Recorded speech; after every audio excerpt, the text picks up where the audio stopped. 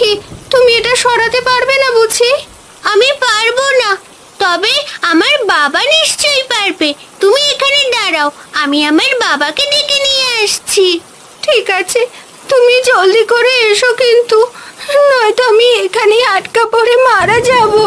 তুমি কেঁদো না, আমি তোমাকে একা ফেলে কোথাও যাব না।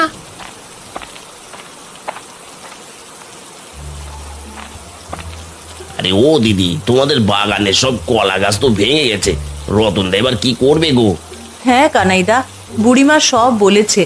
এখন টুম্পার বাবা মোড়লের কাছ থেকে টাকা ধার করবে, এছাড়া তো আর কোনো উপায় নেই। কি টাকা ধার করবে?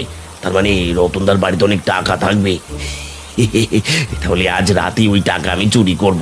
কি হলো কানাইদা, কি এত বিড়বিড় করছো? বলি তুমি কিছু বলবে নাকি? না না দিদি, কিছু তো বলার নেই। আমি তো এসেছিলাম রতনদার কাছে ক্ষমা চাইতে। এখন তাহলে চলে যাই, পরে নিশ্চয়ই আসবো। ঠিক আছে, তুমি তাহলে যাও। এদিকে যে আকাশের অবস্থাও বেশি ভালো না গো।